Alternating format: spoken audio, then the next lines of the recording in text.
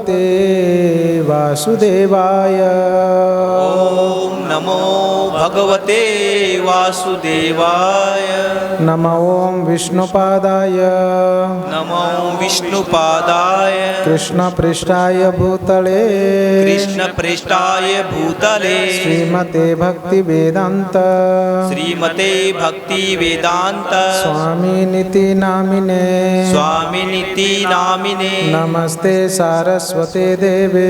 नमस्ते सरस्वते देवे। गौरवाणी प्रचारिणे। गौरवाणी प्रचारिणे। निर्विशेष शून्यवादी।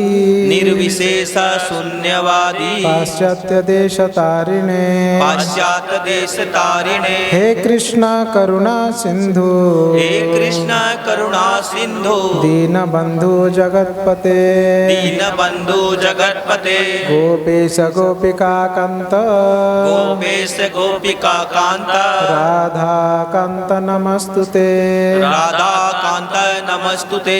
तप्त कांचन गौरांगी। तप्त कांचन गौरांगी। राधे वृंदावनेश्वरी। राधे वृंदावनेश्वरी। वृषभानुसुते देवी। विश्वानुसुते देवी। प्रणमामि हरिप्रिये। प्रणमामि हरिप्रिये। जय श्री कृष्ण चैतन्य। जय श्री कृष्ण चैतन्य। प्रभु नित्यानंद। प्रभु नित्यानंद। श्री अद्वैत गदाधर। श्री अद्वैत गदाधर। श्रीवासादि गौर भक्त वृंद। श्रीवासादि गौर भक्त वृंद। हरे कृष्णा हरे कृष्णा। हरे कृष्णा हरे कृष्णा। कृष्णा कृष्ण हरे हरे। कृष्णा कृष्णा हरे हरे। हरे राम हरे राम। हरे राम हरे राम। राम राम हरे हरे। राम राम हरे हरे। हरे कृष्ण। हरे कृष्ण। सभी भक्तों का हार्दिक स्वागत है भगवत कथा में। आज कथा के अंतिम दिवस, साथ साथ में भगवान श्री नरसिम्हा देव का आज प्राकट्य दिवस है, नरसिम्हा चतुर्थी। भगवान श्री नरसिम्हा देव की जय। लोकनाथ को है। तो कल हम लोगों ने सुना किस प्रकार से हिरण्यकश्यपु वो अपने दैत्यों को लगाया समाज को नष्ट करने में, ब्राह्मण सभ्यता को नष्ट करने में, गायों को नष्ट करने में और जंगलों को नष्ट करने में, और वो खुद तपस्या करने के लिए गया।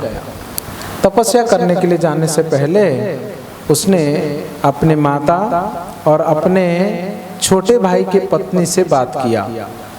उन्होंने अपने छोटे भाई की पत्नी और माता से बहुत पंडितों की जैसे बहुत शिक्षाएं दिया, उनको आदेश दिया, क्योंकि हिरण्याक्ष का वध हो चुका था, हिरण्याक्ष मर चुका था। इसलिए वो तपस्या करने के लिए जाने से पहले अपने माँ को समझाया और भाई की पत्नी को समझाया कि आप चिंता मत करो, भाई जो है मेरा भी बहुत ही प्रिय था, वो हमें छोड़कर चला गया, चिंता मत करो, आत्मा कभी मरता नहीं है। बड़ा आत्मा का ज्ञान दिया, मगर उसका आत्मा का ज्ञान भी अधूरा था। वो ये जानता था, हिरण्यकश्यप इसको थोड़ा सा कम रखो, इसको थोड़ा सा कम। हिरण्यकश्यप यह जानता था कि आत्मा अमर है, कभी मरता नहीं है, मगर उसके आगे का आइडिया नहीं कर पा रहा था। वो आत्मा परमात्मा का ही अंश विशेष है कि नहीं? परमात्मा से ही आत्मा आते हैं और परमात्मा आत्मा के मूल स्रोत हैं, इसके बारे में वो जानते नहीं हैं। विष्णु स्वयं परमात्मा है, इसके बारे में वो जानते नहीं है। वो ये जानते हैं कि आत्मा जो है शाश्वत है और ये आत्मा कभी मरने वाला नहीं है। और ये बात वो अपने माँ को और भाई के पत्नी को समझा तो रहा है, मगर साथ साथ में ये भी बोल रहा है कि मैं विष्णु को मार दूंगा। तो ऐसे ही संसार में भी कुछ लोग होते हैं, आप देखेंगे ना, बड़े पंडित लोग होंगे, आपको गीता की बात बोलेंगे और आपको ज्ञान की बात बोलेंगे, आत्मा की बात बोलेंगे, और जब भी कृष्ण और विष्णु का नाम आएगा वो भड़क जाएंगे। वो बोलेंगे कि नहीं नहीं, कृष्ण और विष्णु को नहीं मानना है, और आत्मा जो है ना आगे जाके वो भी भगवान बन जाएगा, परमात्मा बन जाएगा, उनको मारने की जरूरत नहीं है, वो भी आदमी है, ऐसा करके बोलेंगे। ये सब लोग हिरण्यकश्यप के खानदान वाले हैं। उनके चचेरे ममेरे भाइयों के कुछ रिश्तेदार होंगे लग रहा है ना। तो इस संसार में ऐसे लोग बहुत मिलेंगे आपको। फिर वो तपस्या करने के लिए जाता है मंदराचल में। तपस्या कैसे किया हमने कल चर्चा किया उसके बारे में। बहुत कठोर तपस्या, उनकी जैसा तपस्या कोई ना तो किया है ना कर पाएगा, है कि नहीं। एक अंगूठे में खड़ा था वो, हजारों सालों तक देवताओं के, अपना नहीं देवताओं का, अपना 6 महीना देवताओं का 1 दिन होता है। और देवताओं का कितना सालों तक उन्होंने, 100 सालों हजारों सालों तक उन्होंने तपस्या किया। तो सोचो कितना साल तपस्या किया। पॉसिबल है ऐसा तपस्या कर पाना? अभी संभव है? संभव है? हाँ? संभव नहीं है ऐसा तपस्या कर पाना। तपस्या मतलब ऐसा होता है, योगा मतलब ऐसा होता है। ऐसा कोई योगा कर पाएगा? अभी हम योगा करते करके सब लोग कह रहे हैं, ऐसा योग कर पाएंगे कोई? अभी अंगूठे में खड़े होना है, दोनों हाथ ऊपर उठा के, सर ऊपर उठा के हजारों सालों तक तपस्या करना है, ऐसा कोई नहीं कर सकता। और तो और पूरा शरीर नोच लिया था चींटियों ने, केवल हड्डियां बची हुई थी और मिट्टी का ढेर बन चुका था। ऐसी परिस्थिति में भी अपना तपस्या को त्यागा नहीं था। तब तो ब्रह्मा जी प्रसन्न हुए थे और स्वयं सृष्टिकर्ता ब्रह्मा हंस वाहन में बैठकर वहां पर जाते हैं और वो हिरण्यकश्यप को ढूंढ निकालते हैं और पानी छिड़कते हैं अपने कमंडलों से। कमंडल में कौन सा पानी रहता है उनका? गंगा जल। तो वो गंगा जल को छिड़कते हैं, तो छिड़कने से और हिरण्यकश्यप बड़ा हृष्ट पृष्ट जो है, हृष्ट पृष्ट दुष्ट वो प्रकट होता है उसमें से हिरण्यकश्यप। उसके बाद हिरण्यकश्यप ब्रह्मा जी को बहुत प्रार्थनाएं करता है, स्तुतियां करता है। ब्रह्मा जी कहते हैं कि मैं बहुत प्रसन्न हूं तुमसे, क्या वर मांगना है मांगो, मैं तो वर देने के लिए आया हूं। तुमने मेरा दिल जीत लिया। क्या तपस्या किया तुमने, ऐसी तपस्या संसार में किसी ने नहीं किया होगा और ना किया और ना करेगा। मैं सृष्टिकर्ता खुद गारंटी देता हूं इसका। कितनी बड़ी बात है। फिर अभी आगे ब्रह्मा जी के बातों को सुनकर हिरण्यकश्यप उनको वर मांगता है। वहां से हम लोग सुनेंगे, ऐसा बोलते हैं ना। नारायणं नमस्कृत्यं नरं चैव नरोत्तमं देवीं सरस्वतीं व्यासं ततो जयमुदीरयेत्। नष्टप्रायेषु भद्रेषु नित्यं भागवत सेवया भगवतीरुत्तमश्लोके भक्तिर्भवति नैष्ठकिम्। ओम नमो भगवते नरसिंहाय नामस्ते तेजसाविराविर्भव वज्रनख वज्रदंष्ट्र कर्मसायन रंधय रंधय तमो ग्रास ग्रास। ओम स्वाहा अभयम अभयमात्मानि भूयिष्ठा ओम क्षोम। तब हिरण्यकश्यपु ब्रह्मा जी को वर मांगता है। पहले तो हिरण्यकश्यप ने सोचा कि मैं मरूं ही नहीं, ऐसा कोई वर मिलना चाहिए। बट बेचारा क्या करे, मरूं ही नहीं ऐसा वर तो ब्रह्मा जी भी नहीं दे सकते हैं। अमर होने का वर ब्रह्मा जी भी नहीं दे सकते। क्यों? क्योंकि बेचारे ब्रह्मा भी तो मरने वाले हैं। इस संसार में ऐसा कोई व्यक्ति नहीं है, चींटी से लेके ब्रह्मा तक, जो अमर हो, जो कभी नहीं मरता हो, ऐसा कोई नहीं है।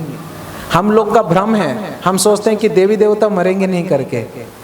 देवी देवता भी मरते हैं। बोले क्या बात कर रहे हो महाराज, व्यासपीठ में बैठकर देवी देवता भी मरते हैं? हाँ, देवी देवता भी मरते हैं, है ना। आ ब्रह्म भुवना लोक पुनरावर्तिन अर्जुन, आ ब्रह्म भुवना लोक, ब्रह्मा जी के लोक तक सब कुछ पुनरावृत्ति होती है, मरते रहते, जन्म होते रहते हैं सभी लोग। देवी देवता भी उसी चपेटे में है। हाँ, ये बात है कि हमारा 6 महीना देवताओं का 1 दिन, मतलब हमसे ज्यादा जीते हैं वो लोग, ज्यादा लंबा खींचता है उनका समय, इसीलिए उनका उम्र कहते हैं। आप लोग ना फूल यहाँ मत रखना, फूल अपना अपना लेके बैठना। जब अभिषेक के लिए बोलेंगे आप आके फूल जो है ना भगवान को डालेंगे, आप फूल लेकर बैठना अपना। हाँ, भोग यहाँ रख दो, फल जो भी लाए वो रख दो यहाँ पर, और फूल लेकर बैठो अपने हाथ में।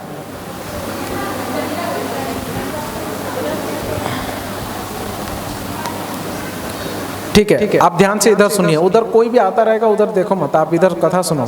आज अंतिम दिन है नरसिंहदेव की कथा और बहुत ही महत्वपूर्ण बात प्रसंग आने वाला है आज, इसलिए इधर उधर हिलो मत। हाँ, ध्यान से सुनो। देवी देवताओं के बारे में मैं कह रहा था। आ ब्रह्म भुवना लोक पुनरावर्तिन अर्जुन, अमर होने का वर जो है कोई किसी को ना तो दिया है ना दे सकता है। किसी ने भी अमर होने का वर किसी को नहीं दिया है और दे भी नहीं सकता है, क्योंकि अमर होने का वर ये किसी की बस की बात नहीं है। कोई भी किसी को अमर नहीं बना सकता है, कोई भी देवी देवता किसी को अमर नहीं बना सकते हैं। उन्हें केवल इस संसार की कुछ भौतिक वस्तुओं को प्राप्त करने के लिए ही वर दे सकते हैं, अमर नहीं बना सकते हैं किसी को। इसलिए ब्रह्मा जी ने भी क्या नहीं किया, अमर बनाने का वर उनको नहीं दे सकता था। हिरण्यकश्यप को भी पता लग गया कि ये अमर बनाने का वर नहीं देंगे, इसलिए उन्होंने क्या वर मांगा देखो, यदि दास्यस्य भीमत्तान वरान में वरदोत्तमा भूतेभ्यस्त्वद्विसृष्टेभ्यो मृत्युर्मा भूमन् मम प्रभो ना अंतर्बहिर्दिवान सक्त मन्यम स्मादिपि चायुधैः न भूमौ नाम्बरे मृत्युर न नरैर्न मृगैरपि। देखो उसने हिरण्यकश्यप ने वर मांगा भगवान को। क्या वर मांगा कि हे भगवान, हे श्रेष्ठ वर प्रदान करने वाले, यदि आप मुझे मेरा मनचाहा वर देना चाहते हैं तो ये वर दीजिए कि आपके द्वारा उत्पन्न किसी भी जीव के द्वारा मैं मृत्यु को प्राप्त ना करूं। उसने प्लानिंग बनाया अपना, उसने आइडिया लगाया कि मैं ऐसे क्या मांगू ब्रह्मा जी को कि ब्रह्मा मुझे मना ना करे और मेरा काम भी बन जाए। उसने पूरा प्लानिंग किया हुआ था, सोच विचार के कि मुझे अमर बनना है, कभी नहीं मरना है, मुझे हमेशा के लिए जीवित रहना है। तो इसलिए उसने प्रॉपर प्लानिंग करके एकदम से भगवान को, ब्रह्मा जी को मांग रहा है। सबसे पहला शर्त उसने रखा, ब्रह्मा जी आप सच में मेरा मनचाहा वर देना चाहते हैं? ब्रह्मा जी बोलते हैं हाँ जी, आपके मनचाहा वर देना चाहते हैं, क्योंकि आपने इतना कठोर तपस्या किया, ऐसी तपस्या कोई संसार में नहीं कर सकता है। तो फिर आप कृपा करके मेरे ऊपर ऐसे वर दीजिए कि आपके द्वारा सृष्टि हुआ कोई भी व्यक्ति मुझे ना मार सके। क्योंकि ब्रह्मा जी के दिमाग में यह था, संसार का सृष्टि किसने किया? किसने किया? ब्रह्मा जी ने। ब्रह्मा जी सृष्टि करता है ना, तो मतलब ब्रह्मा जी के बाद ही सब लोग आते हैं, उससे पहले कोई होते ही नहीं है। और अगर मैं ये वर मांग लूं कि ब्रह्मा जी आपसे बनाया हुआ, आपसे सृष्टि हुआ कोई जीव मुझे नहीं मार सकता है, इसका मतलब संसार में मैं अमर बन जाऊंगा। देखो कितना आइडिया लगाता है ना। फिर दूसरा, मुझे ये वर दीजिए मैं ना तो घर के अंदर मरूंगा ना घर के बाहर, ना तो मैं दिन में मरूंगा ना रात्रि के समय, मैं ना तो भूमि पर मरूंगा ना आकाश में मरूंगा। मुझे ऐसा वर दीजिए कि मृत्यु ना तो आपके द्वारा उत्पन्न जीवों के अतिरिक्त अन्य किसी के द्वारा हो ना किसी हथियार से हो, ना किसी मनुष्य से या किसी पशु से। कोई आदमी से नहीं मरूंगा, मनुष्य से, कोई जानवर से नहीं मरूंगा। जानवर का बात क्यों लिया? जानवरों से भी डरता था क्या हिरण्यकश्यप? उसको आइडिया था, उसके भाई को किसने मारा? सुअर ने मार दिया। उसको दिमाग में है ये विष्णु का कोई ठिकाना नहीं है, भाई ये सुअर भी बन जाता है मारने के लिए। ये तो आइडिया उसको पहले हो चुका था। क्यों? क्योंकि उसी के भाई को मारने के लिए भगवान विष्णु ने कौन सा अवतार लिया?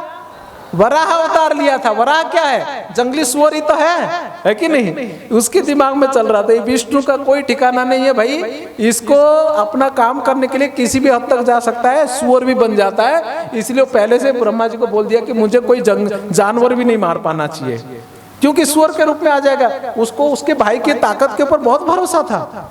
उसके भाई इतना ताकतवर था हिरण्याक्ष, आप सोच सकते हैं। वो वरुण देव है ना, वरुण देव पानी के जो देवता हैं, उनके पास जाके बोलता है कि वरुण देव मैं तो सुना हूं यार आप बहुत बड़े ताकतवर हो। वरुण देव जी बोले क्या हुआ? ना मेरे अंदर बहुत ताकत है, मुझे लगता है कि कोई ना कोई मेरा मुकाबला करने के लिए नहीं है और तुम आ जाओ मेरे साथ लड़ाई करने के लिए। वरुण देव सोचने लगे कितना अहंकारी आदमी है और पक्का इसके साथ लड़ूंगा तो मैं हारूंगा, फालतू का इसके साथ क्यों मगजमारी करना, इसको सीधा सही रास्ता दिखाता हूँ। वरुण देव जी ने उसको आइडिया दिया था हिरण्याक्ष को, अरे भाई मैं बूढ़ा आदमी हूँ, और मेरे से क्या लड़ेगा, तुमको क्या मजा आएगा? तुमको लड़ाई करने में मजा चाहिए ना, विष्णु के पास जाना लड़ाई करने के लिए, बराबर खुजली मिटाएंगे, वही है बराबर तेरा खुजली मिटाने के लिए। बोले वो कहाँ मिलेगा ना, अभी वो अंदर गए हुए पानी के अंदर, उधर जाना वो भूमि को लेने के लिए, तब उसने वहां पर गया था। तो बराहदेव के रूप में मार दिए थे ना इनको, इसलिए उसने बोला कि पशु भी नहीं मार पाना चाहिए, हथियारों से मेरा वध नहीं होना चाहिए। आपकी सृष्टि से कोई नहीं मार सकता है, ना दिन में मार सकता है कोई, ना रात को मार सकता है, ना घर के अंदर मार सकता है, ना घर के बाहर मार सकता है। इस प्रकार से उसने पूरा प्रॉपर प्लानिंग करके वो कह रहा है आप मुझे वर दें, किसी सजीव या निर्जीव प्राणी के द्वारा मेरा मृत्यु नहीं होगा। सजीव प्राणी भी नहीं मार सकता है और निर्जीव भी नहीं मार सकता है। मुझे यह भी वर दीजिए कि किसी देवता या असुर भी मुझे मार नहीं सकता है। असुर और देवता भी नहीं मारना चाहिए। आपको युद्ध भूमि में कोई भी मार नहीं सकता, मुझे युद्ध भूमि में कोई नहीं मार सकता है। अगर मैं युद्ध भूमि में हूं तो वहां कोई नहीं मार सकता है, इसलिए आपका कोई प्रतिद्वंदी भी नहीं है। इसी प्रकार आप मुझे ये भी वर दीजिए कि मेरा कोई भी प्रतिद्वंदी नहीं होना चाहिए, मुझे कोई प्रतिद्वंदी नहीं होना चाहिए मेरे साथ लड़ाई करने वाला। मुझे सभी जीवों तथा लोकपालों का एकछत्र स्वामित्व का प्रदान कर दीजिए और उस पद से प्राप्त होने वाला समस्त यश दीजिए। साथ में मुझे लंबी तपस्या तथा योगाभ्यास से प्राप्त होने वाली समस्त योग शक्तियां, क्योंकि ये किसी को कभी भी विनष्ट नहीं हो सकती है। तपस्या करने का सारा फल, योग करने का सारा फल, सारे संसार जितने ऊपर से लेकर नीचे तक जितने लोग हैं ना, सभी लोगों का राजा मैं अकेला, और कोई राजा नहीं होना चाहिए, सब कुछ दे दो। सोचो कितना लंबा चौड़ा उसने लिस्ट मांगा, कितना प्रॉपर प्लानिंग किया होगा ना उसने, है कि नहीं? पूरा का पूरा प्लानिंग किया था। और सामने थे सृष्टिकर्ता ब्रह्मा जी, और ब्रह्मा जी पहले ही वचन दे चुके थे, आप जो मांगेंगे हम आपको देने के लिए तैयार है। अब देखते ब्रह्मा जी क्या बोलते हैं। श्री नारद उवाच एवं वृत्तः शतधृतिः हिरण्यकश्यपो रथः प्रादात् तपस्सा प्रतः वरां तस्य सुदुर्लभान्। श्री ब्रह्म उवाच ताते मे दुर्लभा पुंसं यान् वृण्णीष्ये वरान् मम तथापि वितराज्ञाः वरान् यद्यपि दुर्लभान्। ब्रह्मा जी कहते हैं हे हिरण्यकश्यपु, तुमने जो भी वर मांगे हो वे अधिकांश मनुष्यों को बड़ी कठिनाई से प्राप्त होने वाले हैं। हे पुत्र, यद्यपि ये वर सामान्यतया उपलब्ध नहीं होते हैं, यद्यपि तुमने फिर भी तुमको मैं प्रदान करूंगा। ये है अंतर देवताओं में और भगवान में। देखो ब्रह्मा जी ने क्या बोल दिया कि मुझे मालूम है कि इस प्रकार का वर संसार में किसी को मिल नहीं सकता है, कभी नहीं मिल सकता है, ये संभव नहीं है, असंभव है। फिर भी क्योंकि तुमने तपस्या ऐसा किया है ना, तुमको मैं दूंगा ये वर। ये देवता है, ये देवता है। देवता एक दुकानदार के जैसे होते हैं। अगर एक बच्चा 5 रुपए का नोट लेके दुकानदार के पास जाता है और बोलता है कि भाई साहब मुझे एक 355 सिगरेट चाहिए, गोल्ड फ्लैग सिगरेट चाहिए, 5 रुपया देता है, दुकानदार पैसा लेता है और उसको सिगरेट दे देता है। देवता इसी प्रकार से है। अगर पावना मिला तो तुमको जो चाहिए वो दे देंगे। अगर वही 5 रुपया का नोट लेके, वही 10 रुपया का नोट लेके अगर बच्चा पिताजी के पास जाता है अपने और पिताजी को बोलता है पिताजी ये 10 रुपया लीजिए, मुझे गोल्ड फ्लैग दीजिए ना, पिताजी क्या करेंगे? 10 रुपया का नोट लेंगे, जेब में रखेंगे, 5 का लगा देंगे इधर पूरे गाल पे। लगाएंगे कि नहीं लगाएंगे? मगर आजकल कुछ ऐसे भी पिताओं को मैं जानता हूँ, मिलके पिता बेटे के साथ ही चेस करके पीते हैं। बेटा आज थोड़ा अच्छा दिन है, मिलके पैग लगाते हैं करके। खतरनाक पिताजी। वो पिताजी, उसको पिताजी नहीं कहेंगे, वो बच्चे का दुश्मन है। असलियत में बच्चे का दुश्मन माना जाएगा उसको, पिता नहीं है वो। तो पिताजी कभी भी अपने बेटे को पैसा देने पर भी वो सिगरेट नहीं देगा। क्यों नहीं दिया? पैसा तो दिया ना, बच्चे को देना चाहिए ना सिगरेट, क्यों नहीं दिया? पिताजी क्यों नहीं देगा? क्योंकि पिताजी बच्चे का भला ही चाहते हैं। क्यों? पिताजी बच्चे का भला चाहते हैं। मगर दुकानदार को बच्चे से लेना देना नहीं है, दुकानदार को व्यापार से लेना देना है। दुकानदार को किससे लेना देना है? व्यापार से, उसका प्रोडक्ट बेचना है। तो वो पैसा लेकर अगर दुकानदार को देता है कि मुझे ये सामान चाहिए तो वो दे देगा, ये नहीं देखेगा क्या मालूम वो अपने पिताजी के लिए ले रहा होगा, मुझे क्या पता है कि नहीं, मुझे क्या पता, उसको कोई लेना देना नहीं है। तो ये अंतर होता है देवी देवता में। और आगे बढ़ जाओ ना, आप लोग और आगे बढ़ जाओ, और आगे बढ़ जाओ। एक देवता में, एक देवी देवताओं में और भगवान में। आपने कभी ऐसा सुना कि भगवान विष्णु ने किसी को वर दिया? ध्यान से सुनिए, आपने कभी ऐसा सुना भगवान विष्णु ने किसी को वर दिया और उस वर के वजह से उसका 2 सींग आ गया, बड़ा दिमाग खराब किया, संसार में सबको परेशान किया? ऐसा सुना कभी आपने? मगर शिव जी ने ऐसा वर दिए हैं। भस्मासुर को दिया था ना, किसी के सर पे हाथ रखेगा तो ना भस्म हो जाएगा। उसने बोला कि तेरे सर पे हाथ रखता हूं क्योंकि तुम्हारा बीबी बड़ी सुंदर है। शिव जी भागने लगे, बेचारा कृष्ण को फिर बीच में आना पड़ा कि क्या कर रहे हो महादेव यार, ऐसे ऐसे वर मत दिया करो। फिर नाच नाच के उसको, हाँ, अब उसी का सर, उसी के सर पे उसी का हाथ रख के उसको भस्म किया। शिव जी को बोले ऐसा ऐसा वर क्यों देते हो? बोले बाबा ध्यान रखो। अभी इस बार दूसरा नमूना, हिरण्यकश्यप, उसने ऐसा वर मांगा, ब्रह्मा जी को आइडिया लगाना चाहिए था कि आगे जाके उत्पात मचाएगा करके, मगर ब्रह्मा जी ने क्या बोले, क्योंकि तुमने तपस्या किया ना, मैं तुमको वर दूंगा। योग्य हैं, योग्य नहीं है, पात्रता को नहीं देखते हैं। अभी मैं भगवान का उदाहरण और एक देता हूं। ध्रुव महाराज करके छोटा सा बालक, उसका नाम सुना है आप लोगों ने? छोटा सा 5 साल का बच्चा, उनके पिताजी, उनके सौतेली माँ ने उसको कुछ अपमान किया करके घर छोड़ दिया। उसने बोलता है मेरे पिताजी से भी बड़ा राज्य चाहिए मुझे। अरे पिताजी से क्या, दादाजी से भी बड़ा राज्य चाहिए। माँ को बोलता है कहाँ मिलेगा? माँ बोलती है भगवान मदद करेंगे ना तब होगा। ना भगवान कहाँ मिलेंगे, ना जंगल में मिलेंगे। बच्चा निकल गया जंगल में भगवान को ढूंढने के लिए, रास्ते में नारद मुनि मिले। नारद जी बोलते बेटा तेरा उम्र क्या है, तू जंगल में कहाँ घूम रहा है, खेल कूदने का टाइम है, खेलने के लिए जाओ। बच्चा बोलता है नारद जी मेरा लक्ष्य है भगवान को प्राप्त करना, अगर भगवान को प्राप्त करने में आप मुझे मदद कर सकते हो तो करो, अभी इधर उधर के बातें मत करो मेरे से और हटो रास्ते से। नारद जी समझ गए कि लड़का जो है ना पक्का है, भगवान को प्राप्त करने के लिए मन बना लिया। फिर वो रास्ता बताते हैं विष्णु को कैसे प्राप्त करना है। फिर उसने बिना खाना भी छोड़ दिया, अंत में लास्ट में तो उसने सांस लेना भी बंद कर दिया। तब भगवान विष्णु प्रकट होते हैं, प्रकट होकर उसके गाल पे शंख को छुआते हैं और वो देखता है और भगवान को प्रार्थना करता है। भगवान बोलते कि कुछ वर मांगने के लिए आया था ना तूने, क्या चाहिए बता? हाथ जोड़ के कहता है कि क्या प्रभु क्या बात कर रहे हैं, मैं तो कांच का टुकड़ा मांगने के लिए आया था, मगर आप तो स्वयं नीलमणि मिल गए मुझे। अभी संसार में मुझे कुछ और नहीं चाहिए, और कुछ नहीं चाहिए मुझे संसार में।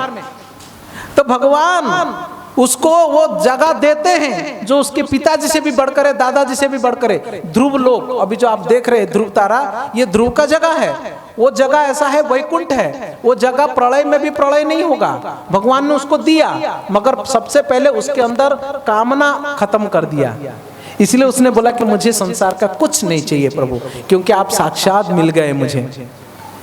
उसको शुद्ध कर देते हैं, फिर उसको प्रदान करते हैं। इसलिए कभी ध्रुव महाराज को अहंकार हो गया और पूरे संसार में राज करने लगा, ऐसा सुना आपने कभी? कभी नहीं सुना। विष्णु उनको प्राप्त किए, विष्णु को जिसने प्राप्त किया था। मगर ये ब्रह्मा जी ने क्या बोला हिरण्यकश्यप को कि तुमने तपस्या किया था ना, इसलिए मैं तुमको वर दूंगा। मुझे मालूम है ऐसा वर संसार में कोई किसी को देता नहीं है और ना ही देगा, और ये संभव नहीं है, असंभव है, फिर भी मैं तुमको ऐसा वर दूंगा। और उन्होंने ऐसा वर दे दिया, उन्होंने इस प्रकार के वर दे दिया। वर देने के बाद क्या हुआ क्या हुआ भक्तों मालूम है? बस वर देने की देरी था, वर देने की देरी था। हिरण्यकश्यप ने पूरे संसार में अपना तहलका मचाया।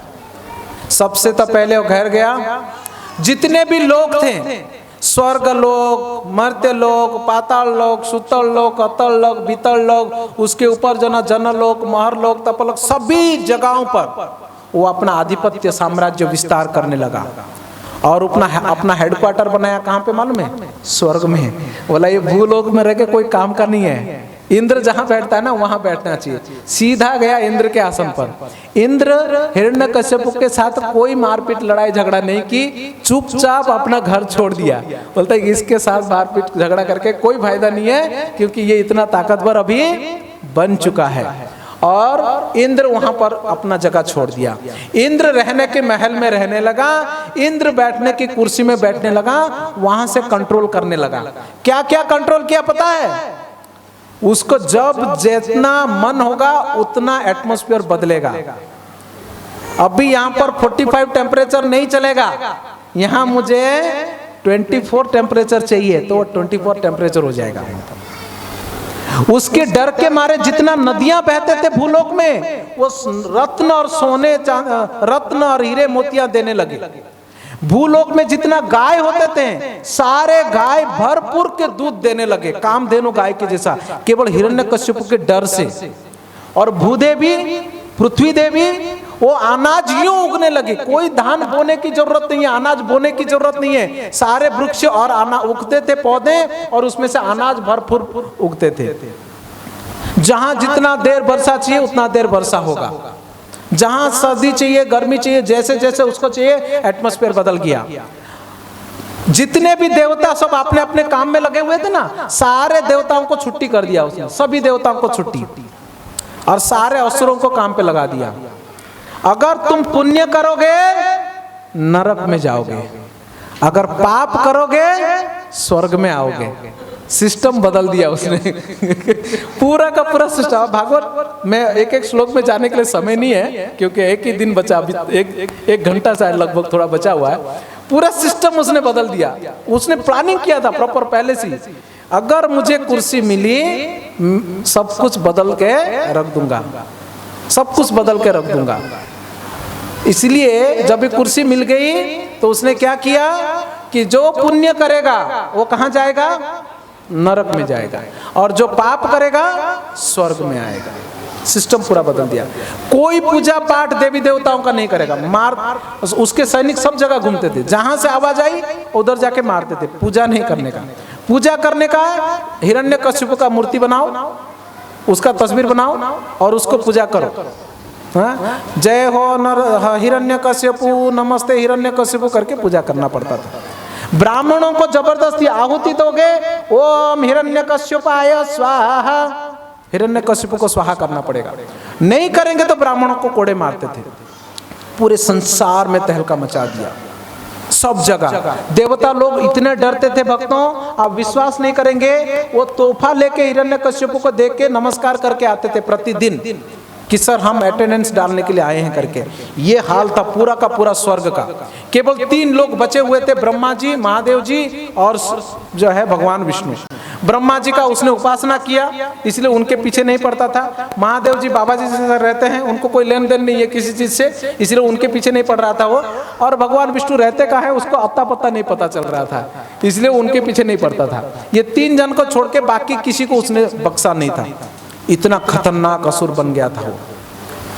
जितने भी लोकपाल है, दिग्पाल है, सभी लोगों को अपने कंट्रोल में, कब्जे में करके रखा हुआ था। पूरा सिस्टम बिगाड़ के रखा हुआ था।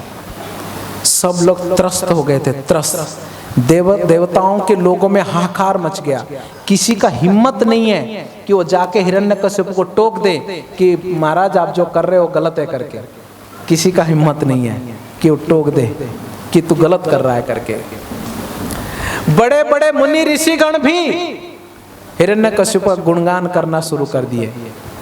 अगर नहीं करेंगे उन्हें भी परेशान करेगा वो, इसलिए उसका गुणगान करना शुरू कर दिया। ऐसा हालत बना दिया था उसने चारों तरफ एकदम से। ऐसी परिस्थिति में सारे देवता मिलकर इकट्ठा होके भगवान विष्णु के पास जाने का भी ताकत नहीं, क्योंकि किधर भी जाएंगे कर्फ्यू लगा दिया था। 3 लोग मिलोगे तो जेल में डालेंगे कर्फ्यू लगता है ना, अभी कोरोना में लगा हुआ था ना, इकट्ठा हो गए तो 3 लोग मार पीट देंगे वो लोग। तो उस समय अगर देवता इकट्ठा होंगे 2-4 लोग तो फिर पकड़ लेंगे उनके सैनिक लोग, क्यों इकट्ठा हुआ था करके। इसलिए कभी कभी कुछ तकलीफ होता है तो भगवान के पास जाते हैं ना, क्षीर सागर में जाते हैं, ब्रह्मा जी के पास जाते हैं इकट्ठा होके। अभी इकट्ठा होके जा भी नहीं पाएंगे, इसलिए अपने अपने जगह से प्रार्थना करने लगे देवता लोग।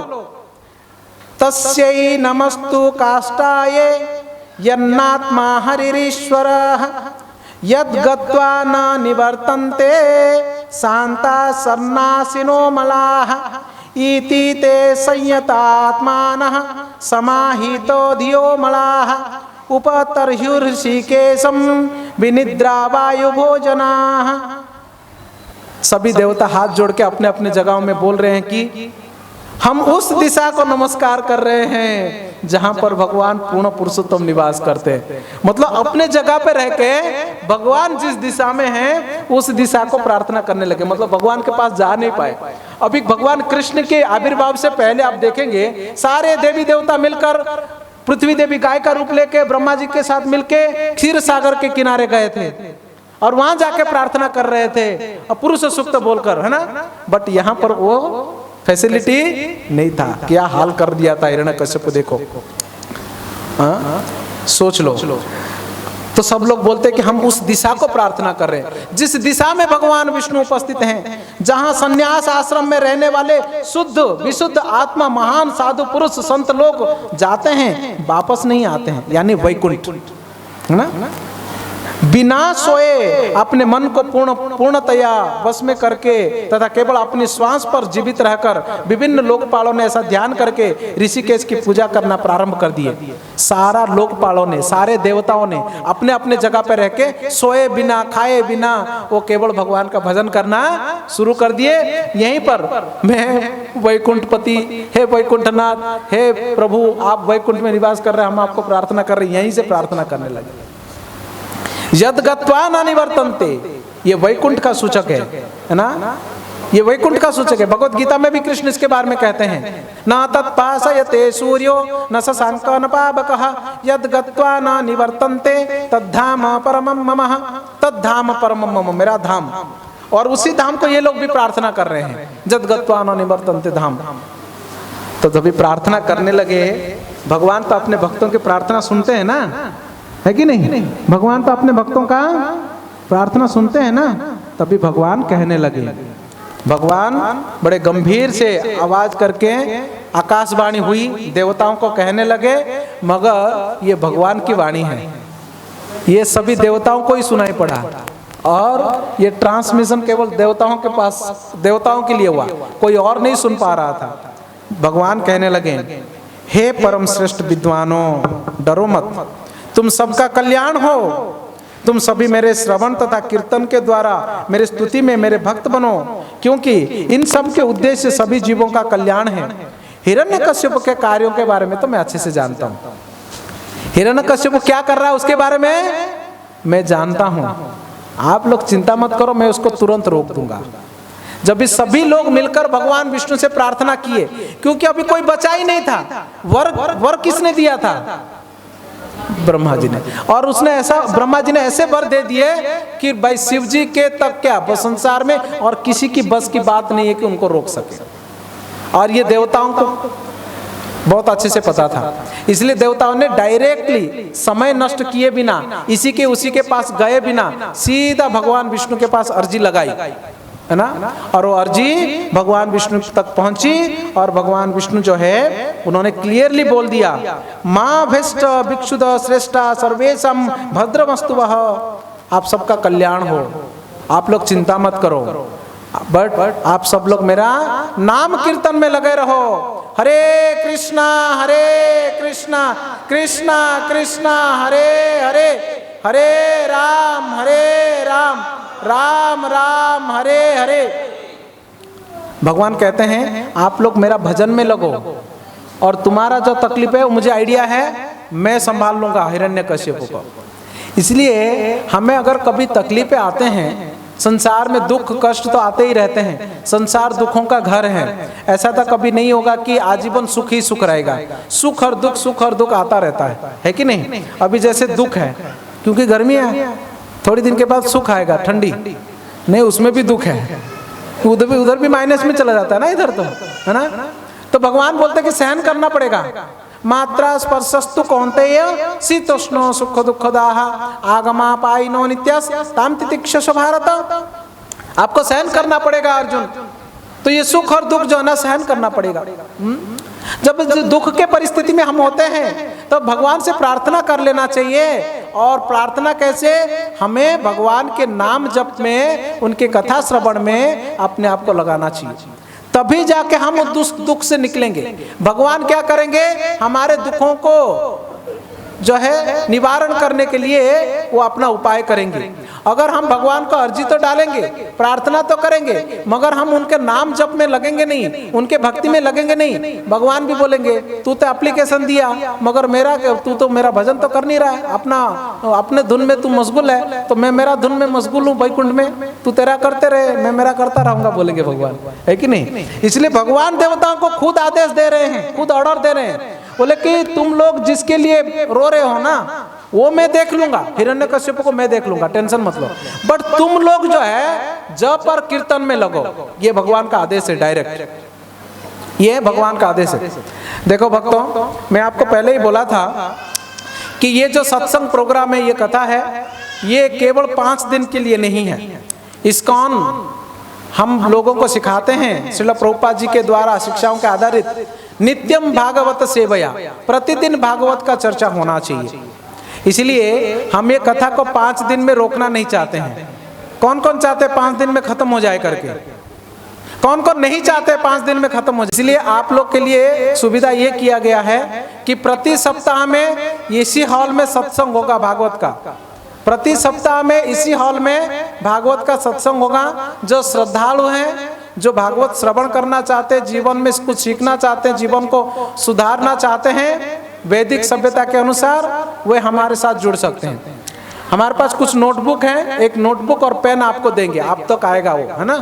तो आप अपना नाम और फोन नंबर उसमें लिखना है। एक प्रभु जी में दे दो, जेंट्स में, और इधर माता जियों को दे दो, एक इधर दे दो माता जियों को एक। इसमें क्या करना है माता जी? आपको कथा सुनते रहना है। ये खाता आपके पास जाएगा तो आप क्या करेंगे? अपना नाम लिखेंगे और अपना इधर दे दो, पहले वाले माता जी को दे दो, वो लिख के वो दूसरे आगे देंगे। ठीक है, आप यहाँ का नहीं ना, आप दूसरे को देना, आप वहीं पर दे दो उसको।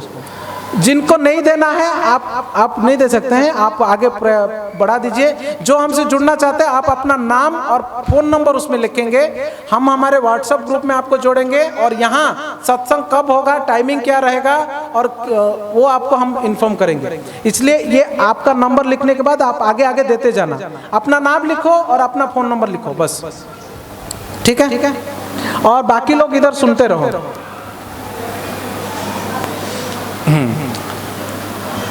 हाँ, हम क्या चर्चा कर रहे थे? सुंदरकांड के बारे में चर्चा कर रहे थे ना? सुंदरकांड का चर्चा हो रहा था ना? नहीं, क्या बोल रहे थे?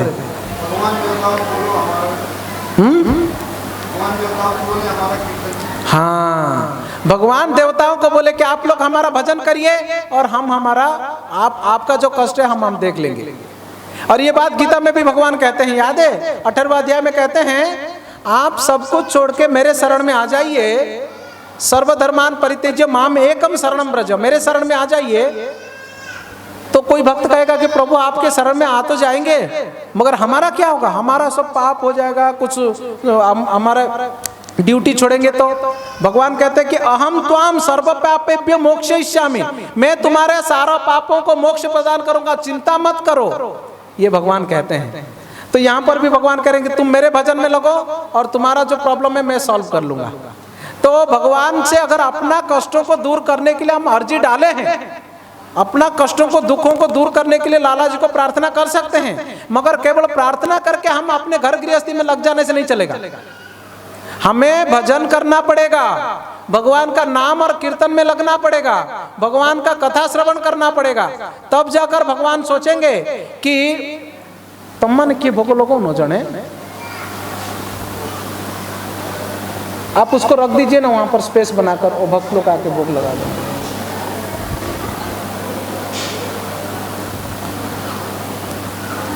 तो देवता लोगों ने भगवान के भजन करने में लग गए, देवता लोग भगवान के भजन में लग गए। हरे कृष्णा कृष्णा कृष्णा हरे हरे, हरे राम राम राम हरे हरे।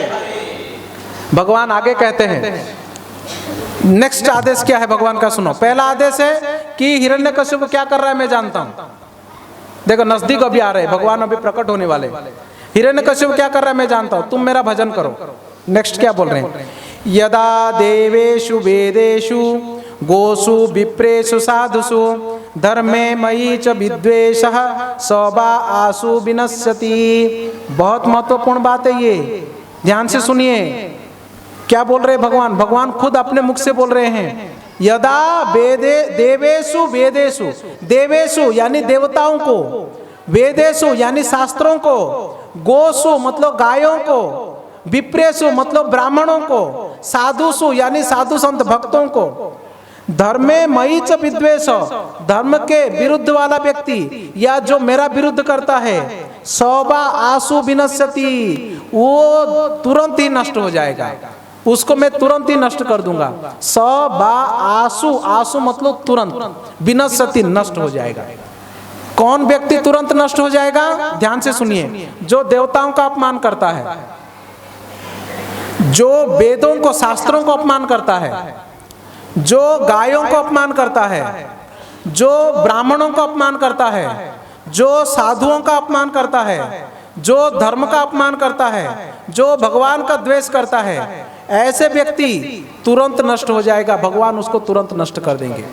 इसलिए गांठ बांध लीजिए, इन चीजों के प्रति रिस्क मत लीजिए। देवता, ब्राह्मण, वेद शास्त्र, गाय, साधु संत, धर्म, भगवान, इतने चीजों के प्रति कोई खिलवाड़ नहीं करना चाहिए, उनको कभी कोई अपमान नहीं करना चाहिए। ऐसा जो व्यक्ति करता है वो तुरंत मर जाएगा। नेक्स्ट तीसरा वचन कहते हैं भगवान, ध्यान से सुनो।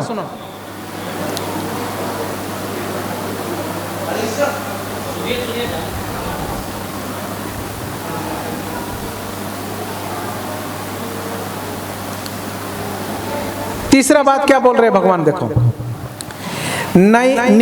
निवैराय प्रसन्ताय ससुताय महात्मने प्रहलादाय यदा द्रुह्येत ध्वनि निषेपि विरोजितम। वो कह रहे हैं कि जब हिरण्यकश्यपु अपना ही लड़का प्रहलाद को सताएगा, जो अत्यंत शांत, गंभीर, शत्रु रहित और ब्रह्म के समस्त वरों का होता है, उसको तुरंत ही मैं वध कर दूंगा। ये मेन कारण है। क्या क्या बोले भगवान ने? मैं जानता हूं क्या करता है। दूसरा, जो व्यक्ति वेद शास्त्र, ब्राह्मण, गाय, साधुओं को, धर्म को परेशान करता है, मैं मार डालूंगा। तीसरा, हिरण्यकश्यपु ना वो अपना बेटे को सताएगा और उसका बेटा बहुत साधु आदमी है, और जब उसका बेटे को सताएगा ना उसको मैं तुरंत मार दूंगा। मतलब भगवान पहले ही बोल दिए, वो अपना बेटे को सताएगा और मैं मार दूंगा उसको। और बेटा प्रहलाद है, प्रहलाद साधु है, और साधु को सताएगा तो मैं उसको खत्म कर दूंगा। इस प्रकार से कहकर भगवान ने देवताओं को सांत्वना दिए, और देवता लोग जो है अपने अपने भगवान के भजन में लग गए। इधर हिरण्यकश्यपु क्या किया? पूरे संसार में तहलका मचाया। और उधर क्या हुआ? हिरण्यकश्यप का साधु लड़का प्रहलाद था। अभी प्रहलाद की कथा हम लोग संक्षेप में सुनते हैं। प्रहलाद को क्यों मारेगा हिरण्यकश्यप? भला बेचारा अपना ही बेटे को क्यों मारेगा हिरण्यकश्यप? हिरण्यकश्यप ने रूल बना रखा था। हिरण्यकश्यप के पार्लियामेंट में ये बिल पास हुआ था कि संसार में पूजा अगर होगा तो हिरण्यकश्यप का होगा। संसार में अगर भगवान कोई है तो कौन है? हिरण्यकश्यप ही है। ये बिल पास हो गया था उनके संसद में, है कि नहीं? तो सब जगह ये लागू भी हो गया था। बट उनका बेटा प्रहलाद जो है वो साधु निकला और भगवान विष्णु का भक्त। इसीलिए हिरण्यकश्यप उनका बेटे के प्रति का बैर उत्पन्न हो गया। तो फिर प्रश्न उठता है, हिरण्यकश्यप का बेटा भक्त कैसे बन गया? देखो, आपको याद होगा हिरण्यकश्यप तपस्या करने के लिए गया हुआ था, और हजारों सालों तक उसने तपस्या किया। ठीक है, थोड़ा ज्यादा शोरगुल लग रहा है।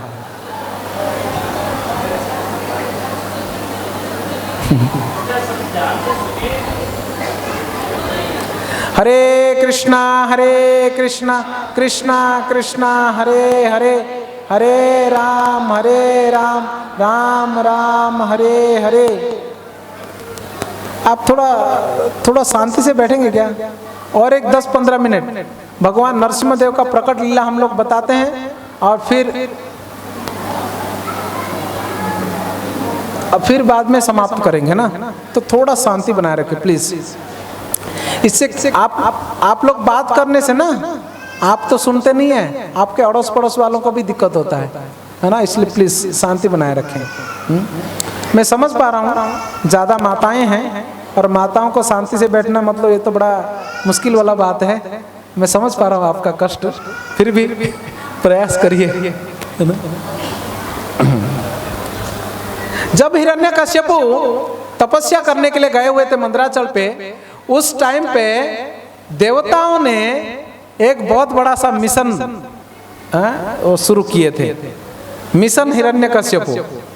क्योंकि इंद्र सहित देवताओं को हमेशा डर रहता है कि अगर कोई व्यक्ति तपस्या करता है मतलब मेरा कुर्सी छीनने के लिए वो ट्राई कर रहा है। ये बात हमेशा हिरण्यकश्यपु को डर है, इंद्र को डर रहता है।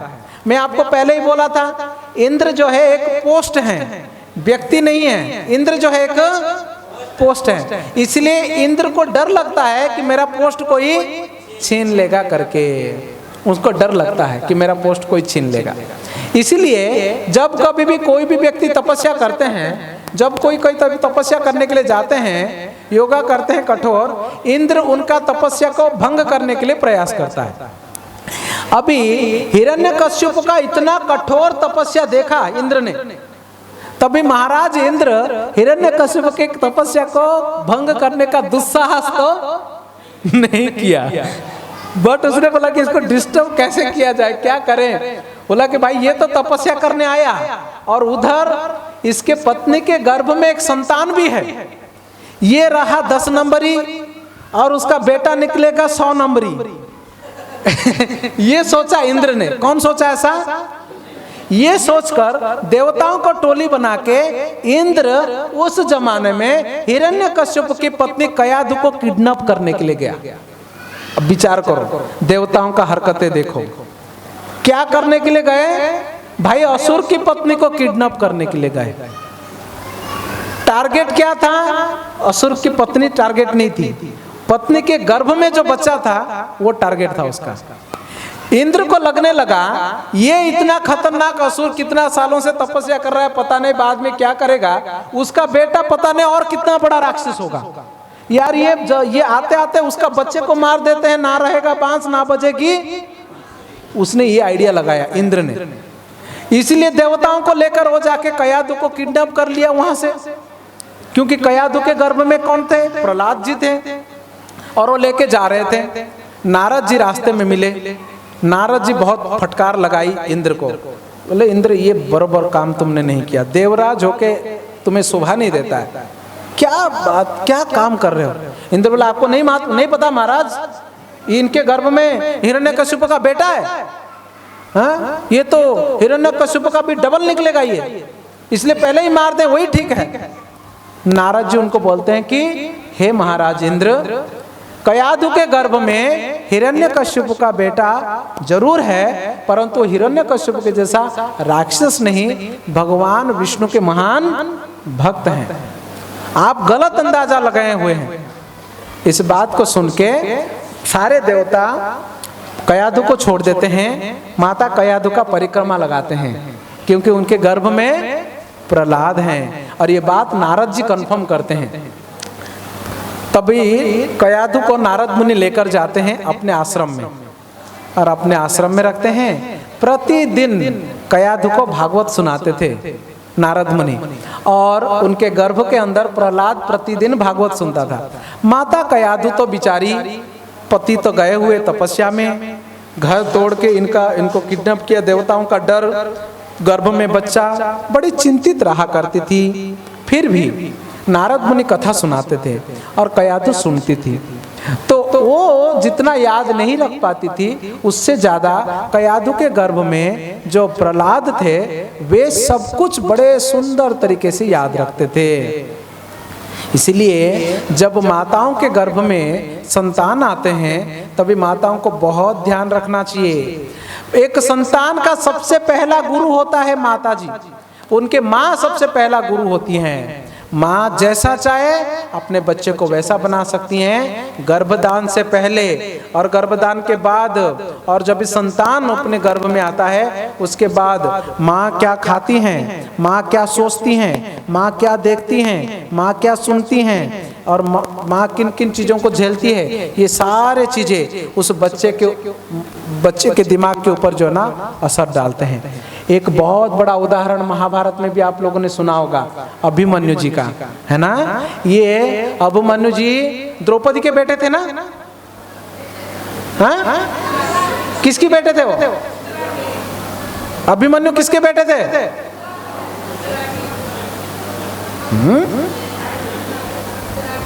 नहीं मालूम? अभिमन्यु और परीक्षित महाराज किसके बेटे थे?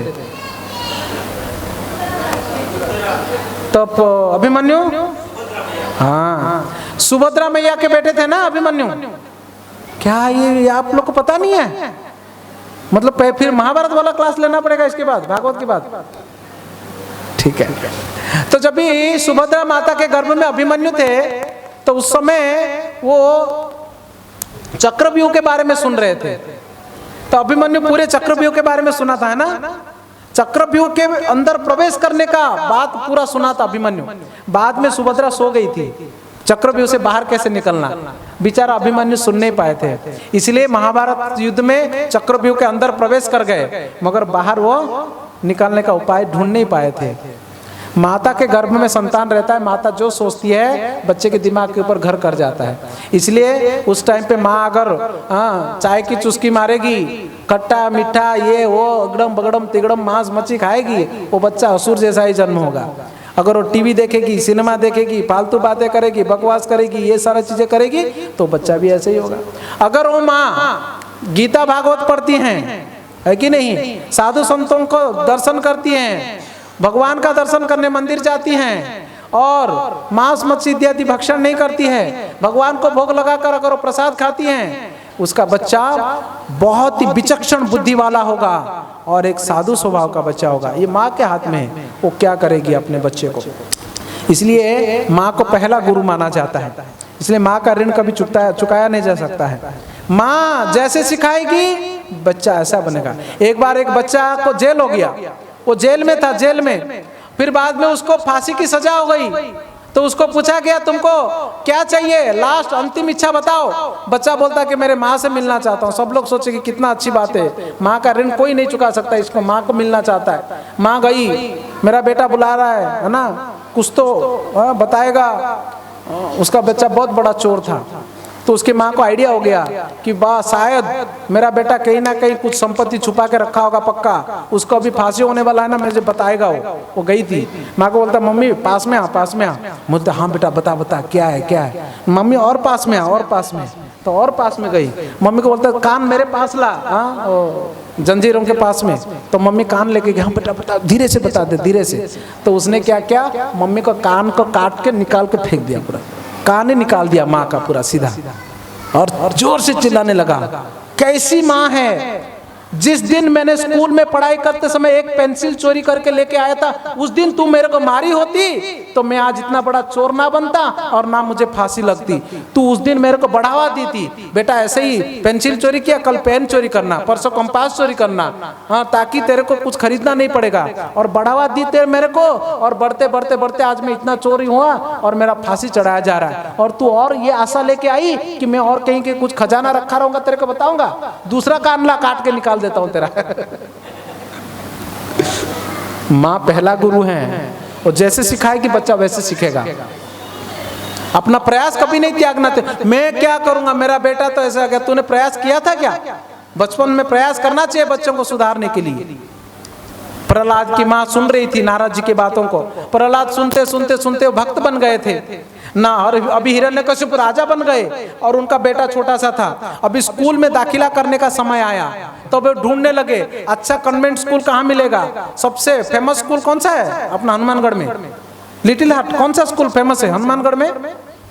हाँ, कौन सा बड़ा स्कूल कौन सा है? NPS school.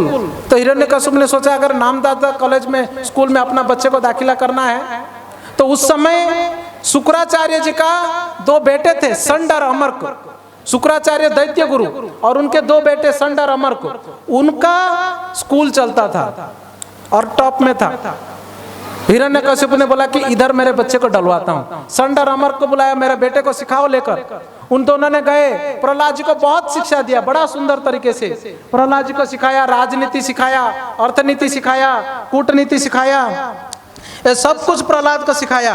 और प्रहलाद को सिखाया। एक दिन प्रहलाद जी घर पे थे, घर पे आए थे, पिताजी आसन पर बैठे हुए थे। प्रहलाद जी जाके पिताजी का पैर छुआ, पिताजी गदगद हो गए। हिरण्यकशिपु बोलते वाह मेरा बेटा, मेरा शेर राजा गोद में ले लिए और उनको सिर को जो है आश्वासना करते हुए प्रहलाद जी को पूछते हैं पिताजी हिरण्यकशिपु, बेटा स्कूल गया था बेटा? ना हाँ गया था पापा।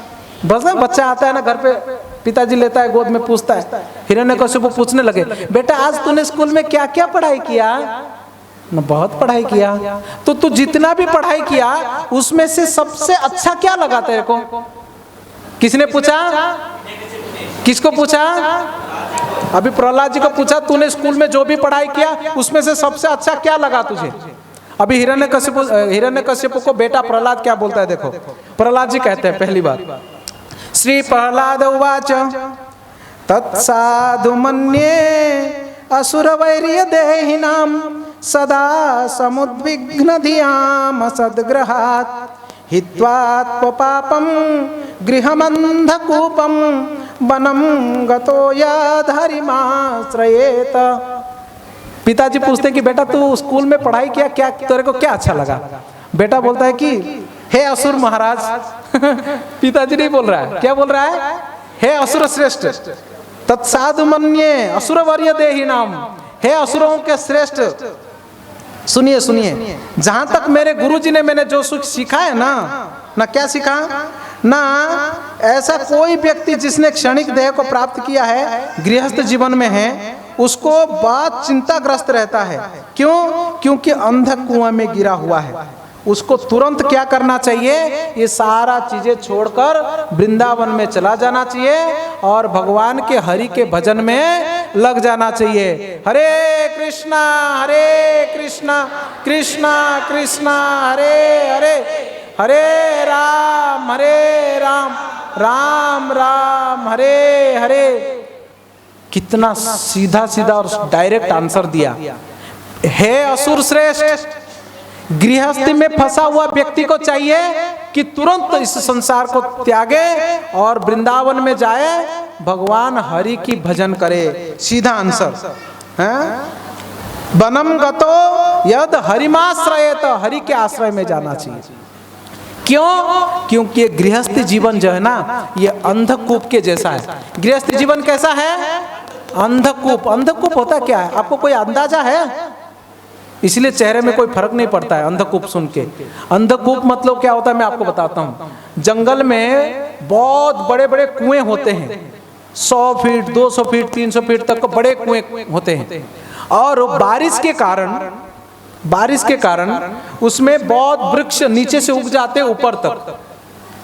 बाद में बारिश खत्म हो जाती है तो अंदर थोड़े पानी रहता है, थोड़ा थोड़ा सा पानी भी सूख जाता है। थोड़े पानी होने से वृक्ष ऊपर तक, और बाकी चारों तरफ जो ना घास सूख जाता है।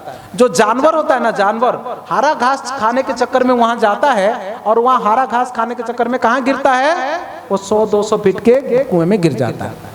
अभी जानवर का जो मालिक है उसको भी पता नहीं चलता कि जानवर कहाँ गिरा हुआ। क्यों? क्योंकि 200 फीट का गहरा है वो तो हरा घास चरने के लिए गया और वो छटपटा के अंदर कई सांप कीड़े बहुत कुछ रहता है और उसको नोच नोच खाते हैं और वो चिल्लाता है, आवाज बाहर आता भी नहीं है और सड़के और कीड़ों के द्वारा उधर मर जाता है। ये अंधकूप है। गृहस्थ जीवन एक अंधकूप के जैसा है, जहां पर हम ऐसे फंसे रहते हैं वहां से निकलने का मार्ग नहीं मिलता है। हम चिल्लाते रहते हैं मगर कोई नहीं सुनता है। और हम वहां क्यों गए गृहस्थी में? गृहस्थी में गए हरा घास खाने के लिए। ये गृहस्थी जीवन है और हमको पता नहीं चल रहा है।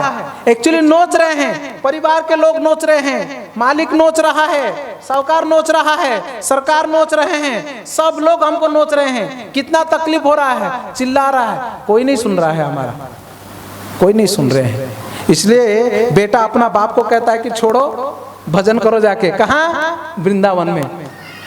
हिरण्यकश्यप का दिमाग खराब नहीं हो गया होगा? हिरण्यकश्यप सोचा कि क्या बकवास है, ये क्या बोल रहा है ये। और सारे अपने सेनाओं को कहने लगा, अरे भाई सुनो, ये छोटा सा बच्चा बोल रहा हरि का भजन करने के लिए। इसका मतलब ये हुआ कोई ना कोई हरि के भक्त, भगवान विष्णु के भक्त लोग ये आश्रम के इर्द गिर्द रहते हैं और एकांत में इस बच्चे का दिमाग को स्कैन करते रहते हैं, हरि के बारे में बताते रहते हैं। इसलिए तुम लोग जाओ, चारों तरफ स्कूल के चारों तरफ पहरा दे दो। सब लोग जाके पहरा दे दिए। संडर अमर को बच्चे को लेके पूछते, बेटा तेरे को ये कौन सिखाया, कहाँ से सीखा तूने? मैंने गुरुजनों से सीखा। ये सब गलत बात है। नहीं, गलत बात कैसे? भगवान विष्णु में ही नहीं। और उन्होंने गुरुजियों को बोला, उनको बड़ा गुस्सा आया, बोला कि डंडा लाओ मेरा। ये प्रहलाद कैसा है? चंदन के वृक्षों के झाड़ियों के बीच में कांटे के वृक्ष के जैसा है। मानो हिरण्यकश्यप का खानदान चंदन का है और प्रहलाद महाराज उसमें कांटा है। कौन बोल रहा है? संडर अमर को, क्योंकि उनका पगार कट हो जाएगा ना, फिर फीस नहीं मिलेगा। बोलता है ध्यान से सुनना, तेरे को जो सिखाएंगे उसको फिर अच्छे से सिखाए। राजनीति, कूटनीति, अर्थशास्त्र। राजनीति कूटनीति में क्या होता है? ये मेरे पार्टी का है, दूसरे पार्टी का है, ये मेरा मित्र है, ये मेरा शत्रु है, ये हमारा देश का है, ये पाकिस्तान का है। यही होता है कि नहीं राजधानी में, राजनीति में। मगर हरि भक्ति में वो सब नहीं होता है। वसुधैव कुटुंबकम, ये सनातन सभ्यता है, ये हरि भक्ति है। प्रहलाद महाराज को ये अच्छा नहीं लगता था। कुछ दिन पढ़ाई हुआ, फिर से उसके पिताजी बुलाए, प्रहलाद जी को गोद में लिए और प्रहलाद जी को गोद में लेके वो फिर से प्रहलाद जी को पूछने लगे, बेटा ये बताओ, तूने इतना दिन फिर से पढ़ाई किया तो गुरुजियों से तूने क्या सीखा? प्रहलाद जी बोलते, हाँ बहुत कुछ सीखा मैंने। क्या सीखा बताओ? प्रणाम किया पिताजी को, गोद में बैठा और गोद में बैठ के फिर से क्या बोला प्रहलाद? सुनो सेकेंड टाइम। श्रवणम कीर्तनम विष्णो स्मरणम पाद सेवनम अर्चनम वंदनम दास्यम सख्यम आत्मा निवेदनम इति पुंसार्पिता विष्णु भक्तिश्चेदवलक्षणा क्रियते भगवत्तद्या तन्मन्ये धीतमुत्तमम्। बोलता है कि पिताजी, व्यक्ति को चाहिए कि 9 प्रकार की विधियों से भगवान विष्णु की भक्ति करे। यही मैंने सीखा। फिर से भगवान विष्णु की भक्ति के बारे में बोला। ये बहुत महत्वपूर्ण बात है। 9 प्रकार के माध्यम होते हैं भगवान विष्णु की भक्ति करने के लिए। श्रवणम, कीर्तनम, विष्णु स्मरणम, पादस्मेवनम, अर्चनम, वंदनम, दास्यम, सख्यम, आत्मनिवेदनम। 9 प्रकार की भक्ति। इसमें से कोई भी एक प्रकार की भक्ति को स्वीकार करके व्यक्ति भगवान तक पहुंच सकता है, वैकुंठ तक पहुंच सकता है। अभी हम लोग 2 चीज कर रहे हैं, श्रवण और कीर्तन। आप सभी लोग बैठकर सुन रहे हैं, ये हुआ श्रवण। और हम बैठकर बोल रहे हैं, ये क्या हो गया? कीर्तन। तो हम कीर्तन कर रहे हैं और आप श्रवण कर रहे हैं। यही भक्ति है भगवान की। भगवान के बारे में सुनना, भगवान के बारे में बोलना, यहीं से भक्ति शुरू होती है। नवदा भक्ति का शुरुआत होती है श्रवण से, सुनने से। आप लोग अभी सुन रहे हैं, यानी भक्ति की शुरुआत हुई है। श्रवण भक्ति की शुरुआत होती है। और उसके बाद कीर्तनम, श्रवणम कीर्तनम विष्णु स्मरणम। जब भी ज्यादा सुनेंगे सुनेंगे सुनेंगे तभी जाके हम स्मरण कर सकते हैं, विष्णु स्मरणम। उसके बाद पाद सेवनम, अर्चनम, वंदनम, दास्यम, सख्यम, आत्मनिवेदनम। इस प्रकार से 9 प्रकार की भगवान विष्णु की भक्ति होती है। और व्यक्ति को ये 9 प्रकार की भक्ति भगवान के विष्णु के चरणों में करना चाहिए, जिसके द्वारा मनुष्य जीवन को सफल बना के वो भगवान के धाम वापस जा सकता है। प्रहलाद महाराज ने ये बात को कहते हैं। इस बात को सुनने के बाद हिरण्यकशिपु बड़े क्रोधित हो जाते हैं और षंड और अमर्क को चिल्लाते हैं, तुम दोनों बदमाश हो, क्या सिखा रहे हो मेरे बच्चे को? ये हरि का भक्ति कैसे सीख रहा है तुम्हारे पास रह के? मतलब तुम ही लोग हो, तुम गलत सिखा रहे हो मेरे बच्चे को। मुझे लगता है कि मेरे से पैसा लेते हो बच्चे को पढ़ाने के लिए और उधर विष्णु दूतों से तुम लोग घूस लेते हो और उन्हीं के बारे में सिखाते हो तुम लोग। षंड और अमर्क बोलते हम नहीं सिखाते हैं, आप आके चेक कर लो, तुम्हारा बेटा कहाँ से सीखता है, हमको पता ही नहीं है। फिर वो गुस्सा हो जाते हैं, उसको मारने दौड़ते हैं, फेंक देते हैं अपने गोद से नीचे। षंड और अमर्क बोलते कोई बात नहीं, एक थर्ड चांस देते हैं। अभी तो हम लोग है ना, हमारे पिताजी शुक्राचार्य बहुत बड़े खतरनाक है, वो आएंगे वो सिखाएंगे, हम एक बार और चांस दे दो। बच्चे को लेके जाते हैं, फिर से सिखाते हैं, बहुत डांटते हैं, फटकार लगाते हैं और उसको बोलते हैं कि अब हम जो बोलेंगे वही सीखना। प्रहलाद बोलते ठीक है गुरुजी, वही सीखेंगे हम। और रोज पढ़ाते थे और खाने का टाइम होता था, गुरुजी जाते थे लंच खाने के लिए। जब भी जाते थे बच्चे नाचने कूदने लगते थे तो प्रहलाद महाराज सभी बच्चों को बुलाते थे और बुला के कहते थे कि बच्चों क्यों नाच रहे हो? बच्चे बोले कि फिर क्या करेंगे गुरुजी ने ये तो क्या करना है? अरे गुरुजी जब भी क्लास टीचर नहीं रहता क्या करता है क्लास में? आप लोग क्या करते हो? मस्ती करते हो कि नहीं? बस वो बच्चे मस्ती कर रहे थे, मस्ती तो करना है, क्लास टीचर नहीं है। प्रहलाद बोलते ये कोई मस्ती करने का टाइम थोड़े है। बच्चे बोलते क्या अपना मस्ती करने का टाइम नहीं है ना, तो क्या करना चाहिए हमको? प्रहलाद महाराज कहते हैं कौमार आचरित प्राज्ञ धर्मान भागवतानि हम दुर्लभम मानुषम जन्मम तदप्यम ध्रुवम अर्थदम। अरे बच्चों, कौमारित आचरित प्राज्ञो, बचपन से ही भक्ति करना चाहिए। 5 साल की उम्र से ही, कुमार अवस्था से ही भक्ति। मांस मच्छी नहीं खाना चाहिए, पहला मांसाहार नहीं करना चाहिए। दूसरा पाप है जुआ नहीं खेलना चाहिए। जुआ गैम्बलिंग समझते हैं ना? जुआ लॉटरी हनुमानगढ़ में लॉटरी टिकट तो सब खरीदते हैं, मुझे आइडिया है। टिकट खरीदते हैं, नंबर नहीं खरीदना चाहिए टिकट वाला। मैं रोड पे जा रहा था, टोल नाके वाले ने मुझे रोका, बोला टोल ना पैसा दे। मैं बोला यार बाबा लोगों से पैसा मांगता है। बोला बाबा पैसा मत दे मगर एक नंबर दे देना मेरे को जो लॉटरी लग जाए।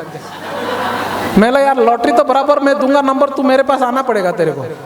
बाबा इधर ही दे दो ना मेरे पास एक 16 नंबर वाला एक बड़ा लॉटरी नंबर है, 16 डिजिट है उसमें, तू आजा उधर दूंगा तेरे को। तो जुआ नहीं खेलना चाहिए, दूसरा नियम है जुआ। तीसरा नियम है नशा नहीं करना चाहिए। नशा कौन कौन नहीं करता है? नशे में क्या क्या आता है पहले बोल देता हूं, फिर हाथ उठाना। नशा मतलब दारू, मदिरा, सिगरेट, पान, बीड़ी, गुटखा, चरस, गांजा, अफीम, चाय, कॉफी, ये सब कुछ आता है। कितना हल्ला मच गया देखा? चाय और कॉफी भी नशा है जी। आप सोच रहे महाराज क्या चाय और कॉफी का नाम ले रहे हो? चाय के बिना जिंदगी अधूरा है। हाँ, सुबह उठ के एक चाय की प्याली अगर नहीं बजती है तो काम नहीं चलता है दिन में, बड़ा नशा है वो। मैं साबित करूं, चाय नशा है करके साबित करता हूं। देखो आपको उदाहरण देता हूं। आप ना एक दिन चाय पीना बंद कर दो, देखो आपका सर दुखेगा। दुखता है ना? है ना? क्यों मालूम है? वो नशा है। हमको एक नशा व्यक्ति दारू नहीं पीता है ना, उसका सर दुखता है, वो छटपटा जाता है, रह नहीं पाता है। वैसे चाय भी है, हमको वो क्या करता है, वो नशा है वो। और साइंटिफिकली प्रूव हुआ है, उसमें कुछ नशीले पदार्थ होते हैं चाय और कॉफी में, कैफीन और निकोटीन करके चीजें होते हैं जो वो नशा है। चाय नहीं पीना चाहिए, ये अंग्रेजों का प्रोडक्ट है। अंग्रेजों ने हम लोगों को देश से तो छोड़ गया, ये चाय पिला के गुलाम आज भी बना के रखे हुए हमको। अरे हमारा देश दूध और दही खाने वाला देश है, दूध पीने वाला देश है। हैं? हमको पानी मांगेंगे तो दूध दिया करते थे, मगर अभी पानी मांगने से चाय दे देते हम लोग। है कि नहीं? हैं? पानी मांगने से चाय दे देते। ये 4 प्रकार के पाप करना बच्चों को तो एटलीस्ट समझाना चाहिए। हम बच्चों को ही चाय के ये पकड़ा देते हैं, ग्लास पकड़ा देते हैं, कितना बुरी बात है। हम माता पिता है कि उसका दुश्मन है बच्चे का। तो कौमार बचपन से ही बच्चे को क्या करना चाहिए, भक्ति करना चाहिए। ये सुनकर तो हिरण्यकश्यप का पाला चढ़ गया और वो चिल्लाने लगा और उसको मारने के लिए बहुत प्रयत्न किए। प्रहलाद जी को अनेकों प्रयास किया गया प्रहलाद को मारने के लिए। क्यों प्रयास किए?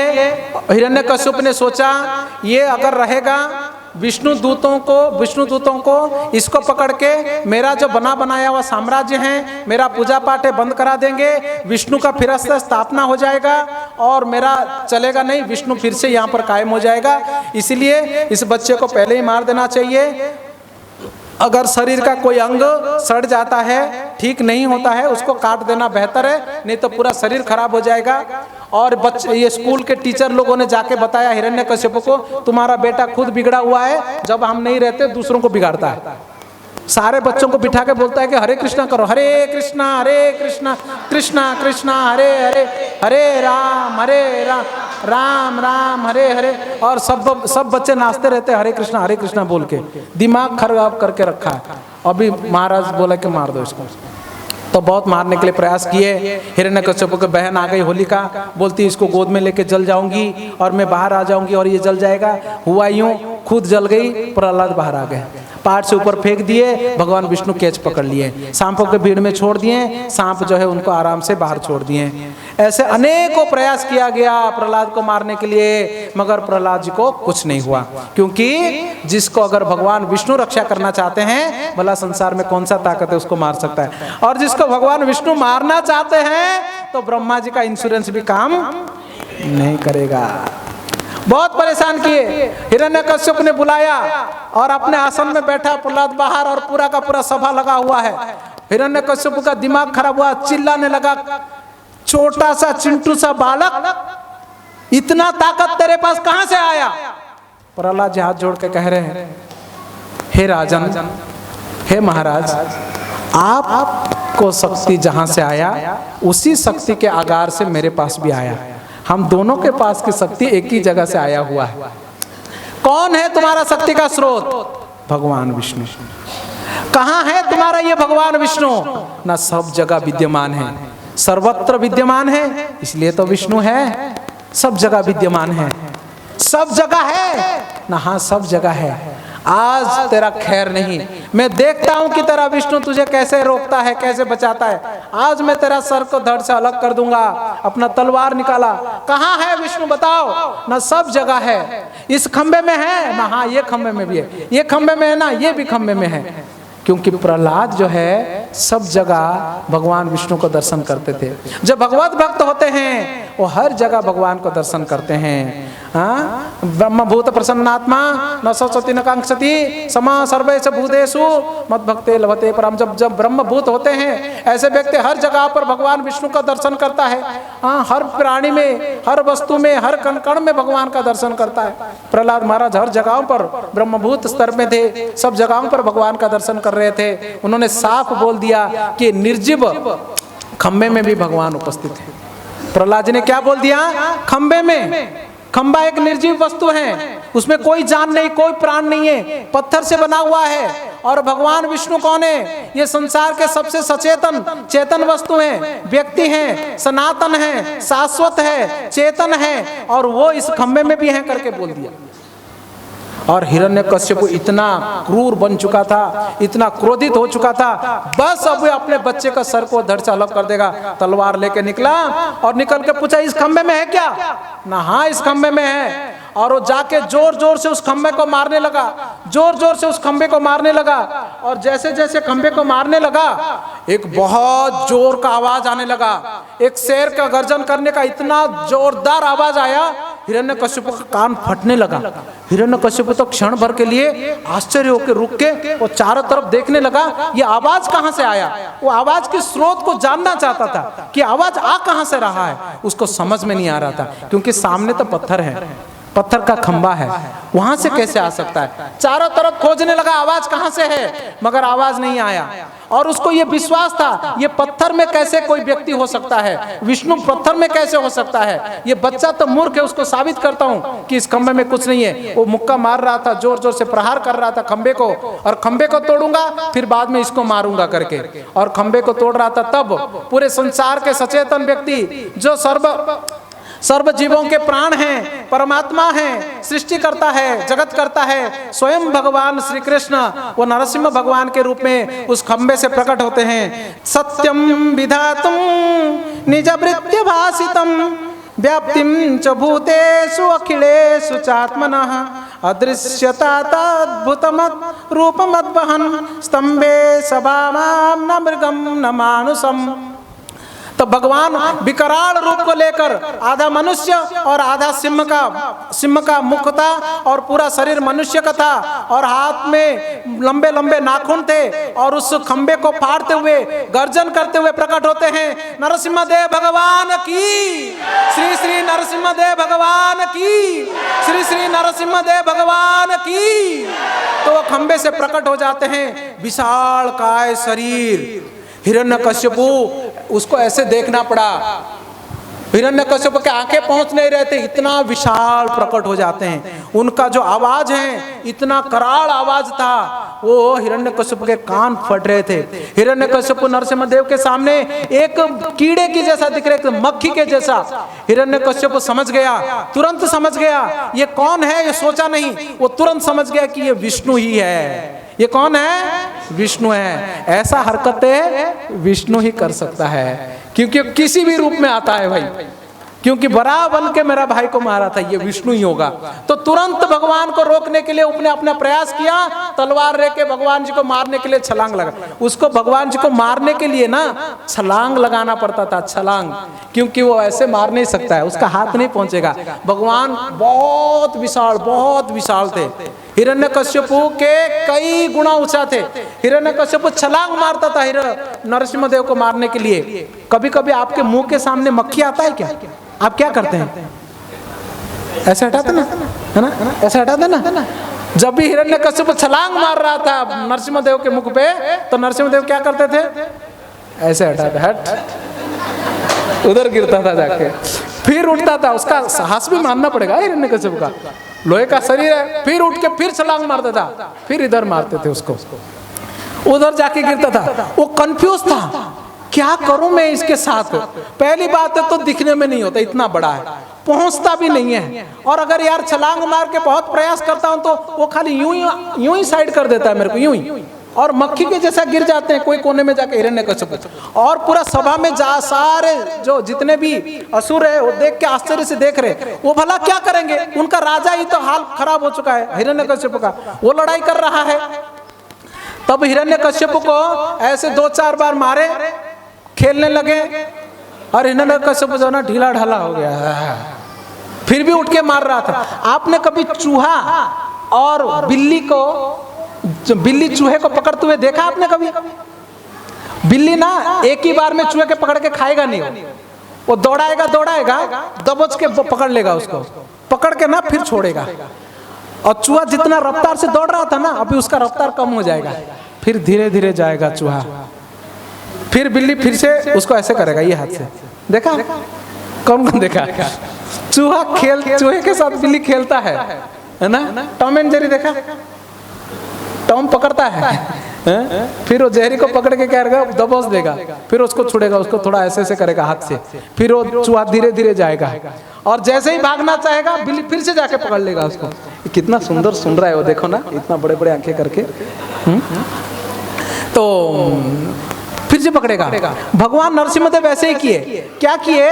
हिरण्यकश्यप जब भी छलांग मारा ना, वो पकड़ लिए उसको, और हिरण्यकश्यप नरसिम्हदेव के हाथ में ऐसे ही आगे छोटा सा हिरण्यकश्यप को पकड़ लिए।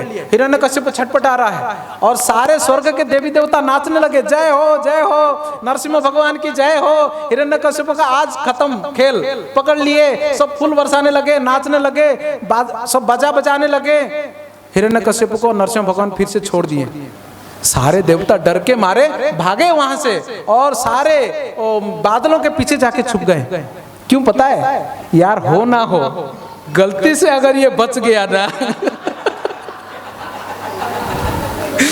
अगर गलती से बच गया नरसिंहदेव के हाथ से, हम अगर नाच रहे, अभी नाच रहे, इसका हालत देखे तो हमको ये छोड़ने वाला नहीं है। सारे देवता जो है ना बादलों के पीछे छुप गए। फिर प्रार्थना करने लगे, प्रभु ऐसा मत करिए, छोड़िए मत इसको, आप ही एक ही सहा भरोसा है, और कोई उपाय नहीं है इसको बचने के लिए। सारे देवी देवता, भगवान भी खेल रहे थे, भगवान को भी मजा आ रहा था उसमें। तो भगवान कुछ देर उसके साथ खेले। उसका कारण क्या था? सुबह लोकनाथ को बता रहे थे कि भगवान तो पहले ही प्रकट हो गए थे नरसिंह प्रहलाद के लिए, मगर तभी ना शाम नहीं हुआ था, संध्या नहीं हुआ था, इसलिए थोड़ा खेल रहे थे उसके साथ। क्योंकि इसने बोला था ना दिन में नहीं मरूंगा और रात को नहीं मरूंगा करके बोला था ना, इसलिए भगवान थोड़ा खेल रहे थे उसके साथ। टाइम हुआ नहीं तेरा बेटा, थोड़ा खेल जारी रखते हैं ऐसा करके। तो थोड़ी देर उसके साथ खेले, देवताओं ने भी उनका मजा लिया। और उसके बाद क्या हुआ? अभी संध्या हो गई, अभी आप लोग का टाइम भी हो गया। मैं आज सोचा था 9:30 बजे तक कथा करूंगा, अंतिम दिन है ना है कि नहीं? थोड़ा लेट भी शुरू किया था मैंने, और वैसे भी फुल पेट आप लोग के लिए प्रसाद है, टेंशन की बात नहीं है, नरसिम्हदेव का प्रसाद आपको मिलेगा। तो भगवान नरसिम्हदेव अभी क्या किए? हिरण्य, लेकिन नहीं, मुझे नहीं मार सकते हैं आप। क्यों नहीं मार सकते हैं? भगवान पूछे उसको ना, ब्रह्मा जी ने मेरा लाइफ इंश्योरेंस बना के रखा हुआ है, LIC बीमा बनाया हूं, जीवन के साथ भी जीवन के। ये LIC वाला जीवन के बाद हमको मदद करता है क्या? लिखता है जीवन के साथ जीवन के बाद। अरे भाई, जीवन के बाद जीवन चला गया, बाद में क्या मिलेगा? जो रहेंगे वो खाएंगे हमारा मगर कृष्ण भक्ति जीवन के साथ भी है और जीवन के LIC जीवन के साथ जीवन के बाद नहीं है। जीवन के साथ तो है नहीं, हम पैसा भरेंगे और जीवन के बाद हम मर जाएंगे, बाद में दूसरों को मिलेगा। तो भगवान नरसिम्हदेव बोले कि क्या हुआ बोल, क्या हुआ बोल, मार तो दूंगा तेरे को, लेकिन देखो मैं ब्रह्मा जी के पास LIC बनाया हूं, आप देख लेना टर्म एंड कंडीशन सब। क्या टर्म एंड कंडीशन बता ना? पहले तो ब्रह्मा जी के द्वारा सृष्टि किसी भी जीव से मैं नहीं मरूंगा। भगवान बोलते बराबर है, ब्रह्मा जी तो मेरे से जन्म हुआ है, मैं थोड़े ब्रह्मा जी से जन्म हुआ हूं, इसलिए ब्रह्मा जी के सृष्टि में मैं नहीं आता हूं। दूसरा, अगर तू ये तर्क करता है कि ब्रह्मा जी के सृष्टि के योनियों में भी देखेगा ना, मैं ना तो सिंह हूं और ना ही आदमी हूं, ऐसा चीज ब्रह्मा ने बनाया नहीं है, और मैं ब्रह्मा जी का बनाया हुआ हूं नहीं, मैं रात को भी नहीं मरूंगा और दिन को भी नहीं मरूंगा। इसलिए तो खेल रहा था तेरे साथ कि शाम हो जाने दे, फिर तेरे को मारूंगा। फिर वो हिरण्यकश्यप देखता, क्या बात है, मैं अस्त्र शस्त्रों से नहीं मारूंगा, तू बिल्कुल टेंशन मत ले, ये देख मेरा नाखून, ये काफी है, ये तेरे को चीर फाड़ के ऑपरेशन करने के लिए काफी है। बट मुझे कोई जानवर और कोई आदमी नहीं मार सकता है, और इसलिए तो मैं नरसिम्हा बन के आया। आधा सिंह है और आधा मनुष्य है, इसलिए तो मैं आया हूं। नहीं, मैं ऊपर भी नहीं मरूंगा और भूमि पर भी नहीं मरूंगा। तू इतना क्यों टेंशन लेता है? मेरा गोद में तेरे को मारूंगा ना, इतना आराम से गोद में। मगर मैं घर के अंदर भी नहीं मारूंगा और बाहर में नहीं मरूंगा, तो मैं चौखट में मार दूंगा तेरे को। चौखट काहे के लिए है? सारा हिरण्यकश्यप ने सारा लिस्ट बताया, और भगवान बोले कि तेरा सारा शर्त मंजूर है ना, ऑल कंडीशंस आर अप्लाइड और ओके सब मंजूर है। ब्रह्मा, क्योंकि ब्रह्मा जी के बातों को भी मैं अवमानना नहीं कर सकता हूँ और करूंगा भी नहीं। ब्रह्मा जी सृष्टि करता है ना, इतना बड़ा देवता है, भले मैंने काम पे रखा हूँ, मगर यार मैनेजर है, उसका बातों को रखना भी तो पड़ेगा। अगर उनका बात नहीं रखेंगे तो बाद में ब्रह्मा जी को कोई नहीं मानेगा और फिर संसार में अड़चन मच जाएगी। तो ब्रह्मा जी के बातों को नकार नहीं सकते हैं, ब्रह्मा जी के सारे शर्त मंजूर। हिरण्यकश्यप को बोले तेरे को जो जो वर दिया था ना, तू एक बार याद कर ले बेटा, सब कुछ ओके करके ही मारूंगा तेरे को।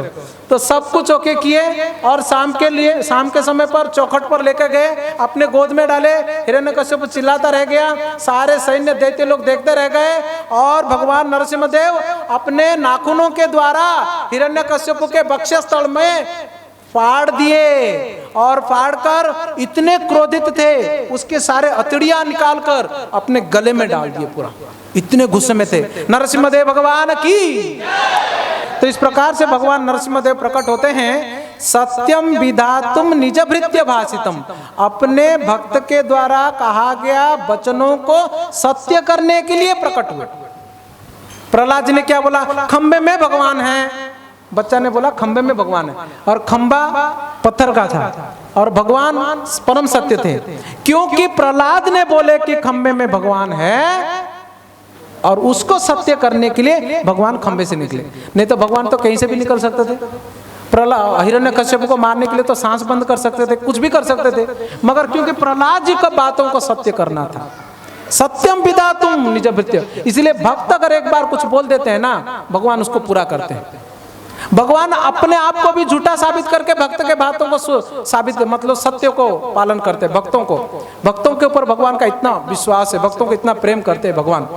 इसलिए अर्जुन को कहते हैं भगवान भगवत गीता में, अर्जुन तुम अनाउंस करो ना, मेरा भक्त का कभी विनाश नहीं होता है, न मे भक्त्या प्रणश्यति। अर्जुन बोलता मैं क्यों अनाउंस करूं, आप ही बोलो ना आपका भक्त का नाश नहीं होता है। अरे मेरे बात कोई मानेगा नहीं यार, क्योंकि वैसे भी माखन खाता था, बोलता था मैं नहीं माखन खाया मैं झूठ बोलता था बचपन में, सब लोग सोचते हैं ऐसा, मगर तुम बोलोगे सबको मालूम है मेरा भक्त जो बोलता है मैं उसको पूरा करता हूं। ये भगवान है। इसलिए भगवान नरसिम्हदेव अपने भक्त के वचनों को पूरा करने के लिए नरसिम्हदेव का रूप को धारण किए, प्रहलाद जी के वचनों को पूरा करने के लिए। इस प्रकार से नरसिम्हदेव आज के दिन प्रकट हुए थे और भक्त को रक्षा करने के लिए। इसलिए अगर हम इस नरसिम्ह आरती का जो पेपर आपको दिया अभी गाए, आप उसको याद करिए, और जिसके पास पेपर नहीं मिला आप यूट्यूब में इस्कॉन नरसिम्ह आरती ऐसा ढूंढिए, आपको मिलेगा। आप उसको बाय हार्ट करिए, याद रखिए, और रोज उसको सुबह शाम बोलिए, घर से निकलते समय बोलिए, बच्चों को सिखाइए, भगवान नरसिम्हदेव का कृपा प्राप्त होगा। हम आप सबके बहुत आभारी हैं, सभी इस सिंधी मोहल्ले के सभी भक्तों का और सुरेशिया के, कि ये जो कथा का आयोजन करने के लिए और विशेष रूप से आप आकर शांतिपूर्वक बैठकर कथा श्रवण करने के लिए। आज की कथा को हम यहीं पर विराम देंगे।